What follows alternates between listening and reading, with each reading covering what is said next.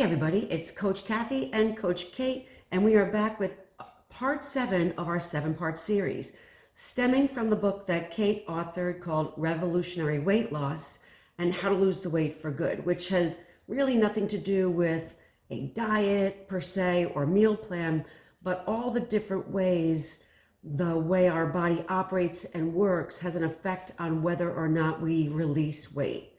And we say release weight because we don't want to lose it, because when you lose something, you go find it, and we don't want to do that. So this part that we're talking about today is exercise.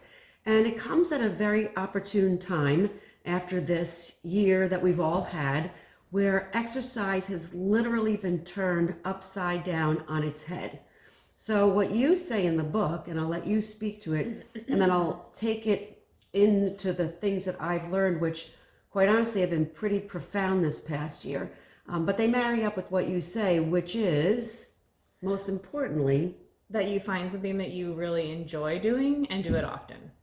It's right. Super simple, but I just feel like that works, especially because most of the people that I'm working with are struggling with some serious health issues, whether it's migraine headaches or digestive issues. And, yes, they want to lose weight, but we have to figure out what's going on and why they're having these issues first, and uncover the root causes or the healing opportunities. And exercise is really important, obviously, for so many reasons, which I'm sure we're going to talk about today. But if you hate what you're doing, whether it's we're talking about exercise or work or anything, if you hate what you're doing, it's pure torture. It's just not a sustainable strategy, first of all. Correct.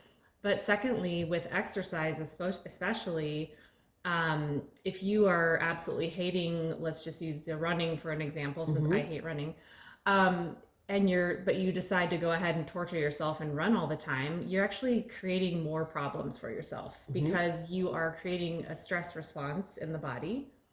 And so all of that good that you think you're doing with the running is just getting kind of canceled out by the stress response and the added cortisol. Right. Which then holds on to belly fat. Yep. So I think that it's most important to find, and everyone can find something that they enjoy. Yeah. And it doesn't have to be complicated. Right. As simple as this theory is, as simple as exercise can be. So there's two worlds. There's pre-pandemic and there's post-pandemic. And I just wrote a blog about this a couple days ago. It's on my website, coachingwithkathi.com. And it really is a compilation of everything that I've learned as a fitness trainer, which is why I'm dressed like this. I just came from training outside in New Jersey in February in the snow, which we've been doing every single day since actually last June. And the weather hasn't stopped us.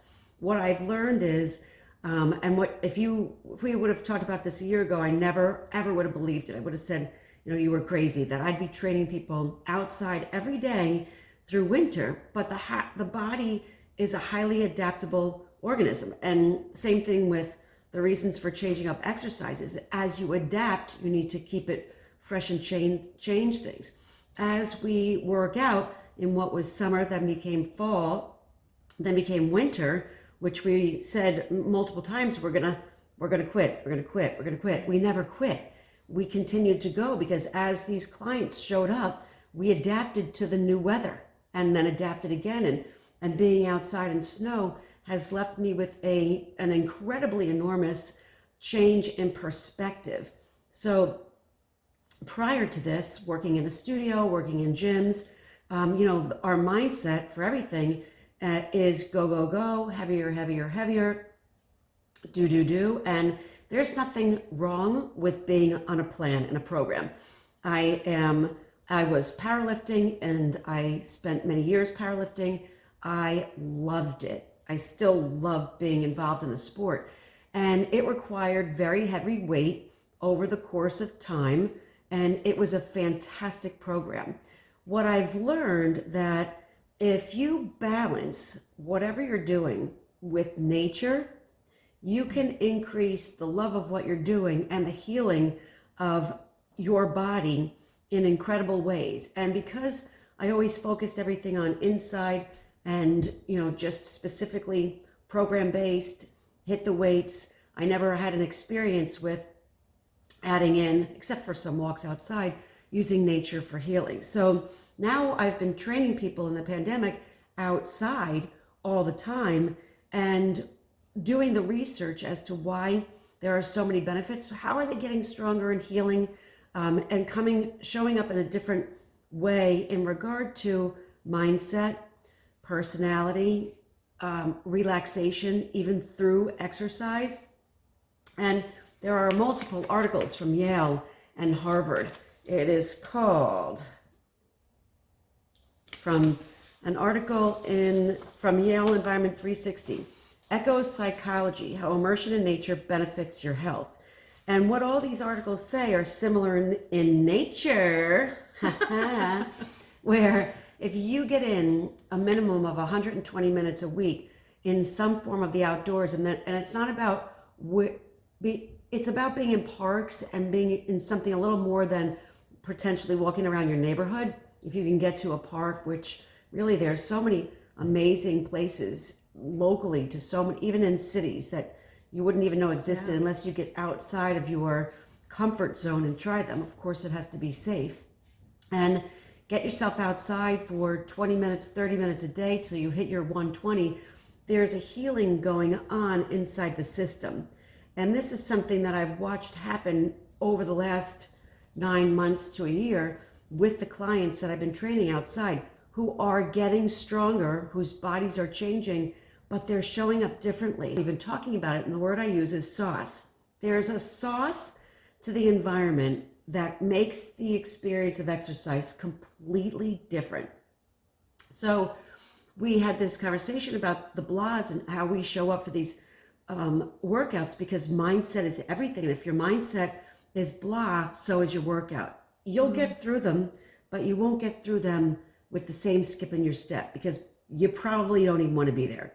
So moving and doing, back to the simple formula as I kind of wrap this around, moving and doing something you love is crucial to success. And what I want to really tell you is that wherever you are right now is okay. If you've been on the sofa for 9 months because you were in fear and anxiety, it's okay. There's no right or wrong. It's just a matter of getting started.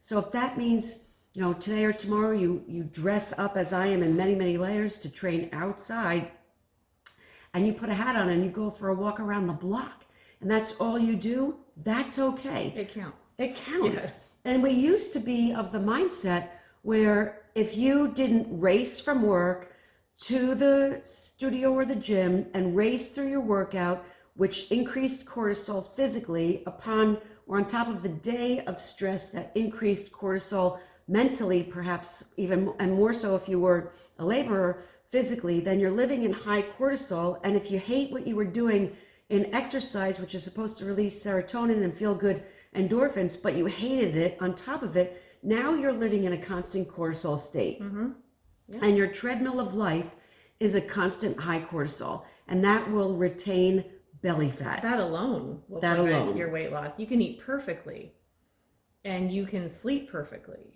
and all of the other things, but if you're stressing yourself out with extra exercise, I love this conversation because I work with so many people who are in that cortisol, that constant cortisol state, and most of them are doing the intense exercise, and most of them, my conversation with them is like, well, I'm not doing enough and I need to do more, and that kind of, they're beating themselves up. Right. But who says, right? Right. But when you tell them, or when I tell them the science, and also that I want them to slow down, they look at me like I have 4 heads. Right. But because they're comparing to their past. It makes a difference. And it's really hard to grasp that going slower may be better. Yeah. So for X amount of months, I worked with one client with anxiety, and we were theorizing, go with me on my language, that our way of resistance training was better for her system. But she mentally battled her past and her ability to create or to compete in triathlons and run, swim, go. But so at some point, this may not feel like it's enough, but it was working, and I, surrender to a new way, because if all we ever knew was go hard, go hard, go hard, and that's what society told us to be true in order to have success, then we're taking out the personal effect of it all. Right. And so this way that we've been working in, and then I came across research through NASM that actually showed that to reduce anxiety, it is best to do low intensity strength training. So that's exactly what we've been doing.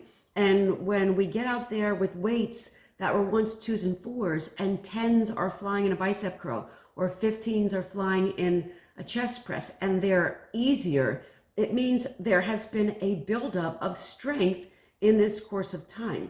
And so it's a new way. It's understanding that there were so many modalities of exercising, and everybody tried to get you to believe this way and that way is best and this way is best for all, but it's not. There's something that works for everyone. So if we lost 70% of the population to exercise in the pandemic because they couldn't keep up with X of the past, then we've wasted a year not doing something, which can be, as we're here to tell you, anything. Yeah, go stretch in your living room, or stretch in your bedroom when you get up in the morning. 15 minutes a day. Go for, like you said, go for a walk around the block. A walk around the block. Do laps in your kitchen, or it doesn't matter what it is. Just There's so many get options, active. Obviously, but Right. that's also part of the problem. Right. So while We food, become of overwhelmed course, with as the we know, options. Right. and that's just it. So food, as we know, is 90% of it, 80% of it, debatable on a lot of it, and it's not just about meal plans and eating smart to lose weight, because my smart isn't Kate's smart. They're totally different smarts, and we've learned that, and we've also spent this year being very introspective, going in about everything we're doing. And we talk about this all the time, slowing down and paying attention to how these foods feel in our body. Do they make us hungrier? Do they make us feel more full? Do they satiate?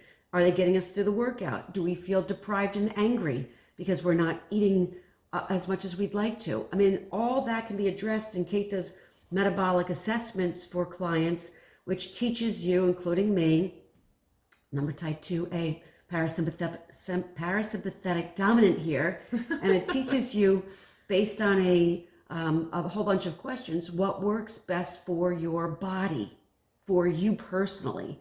And that's what it comes down to. So if 70% of you have not been exercising because of a pandemic and the inability to meet up with where you were, don't waste one more day.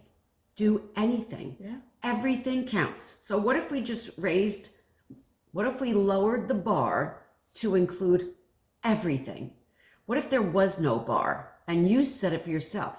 What if 15 minutes of stretching a day was that much more than you were doing, which is going to have benefits on the body? What if a walk around the block every day is a start to 2 laps around the block, and then eventually out in the parks when it gets nicer, if that's an issue for you? Everything is game.